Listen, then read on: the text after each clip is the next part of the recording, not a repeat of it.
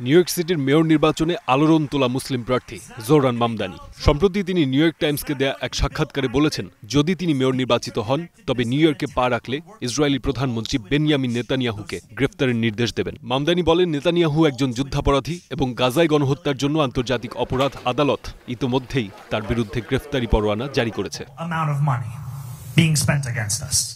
তিনি আরও বলেন, এই সিদ্ধান্তের মাধ্যমে তিনি দেখাতে চান নিউ ইয়র্ক আন্তর্জাতিক আইনের পক্ষে দাঁড়াতে পারে। যদিও যুক্তরাষ্ট্র আইসিসির সদস্য নয় এবং আইন বিশেষজ্ঞরা বলছেন এই গ্রেফতার বাস্তবে সম্ভব নয়, তবুও মামদানির বক্তব্যে সাড়া পড়েছে পুরো নিউ ইয়র্কে। বিশেষ করে ফিলিস্তিনিদের প্রতি সহানুভূতিশীল জনগণ তার এই অবস্থানকে স্বাগত জানাচ্ছেন।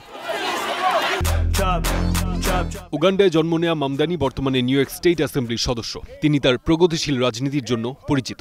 নিউ ইয়র্কে বাংলাদেশি কমিউনিটি তার বড় সমর্থক। একাধিকবার তিনি প্রকাশ্যে বলেছেন, বাংলাদেশিদের সমর্থন ও ভালোবাসা না পেলে এত দূর আসা তার পক্ষে সম্ভব হতো না। নিউ ইয়র্কের বাংলাদেশিরা তার নির্বাচনী প্রচারণায় বড় ভূমিকা রেখেছেন। মেয়র নির্বাচনের আগে মামদানির এই ঘোষণা ইসরায়েলপন্থী গোষ্ঠীর মধ্যে ক্ষোভ তৈরি করেছে। এমনকি প্রেসিডেন্ট ডোনাল্ড ট্রাম্প বলেছেন, মামদানি যদি এইভাবে এগোতে থাকেন তবে তার বড় সমস্যায় পড়তে হবে।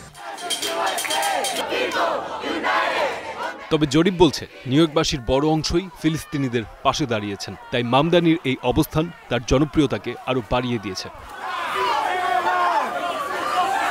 নেতানিয়াহু এরই মধ্যে এই হুমকিকে মজার ব্যাপার বলে উড়িয়ে দিয়েছেন। কিন্তু মামদানি জানিয়ে দিয়েছেন, যদি তিনি ক্ষমতায় আসেন তবে শুধু কথা নয়, বাস্তবে পদক্ষেপ নেবেন। এমনকি রাশিয়ার প্রেসিডেন্ট ভ্লাদিমির পুতিনের বিরুদ্ধেও একই পদক্ষেপ নেবেন বলে ঘোষণা দেন মামদানি।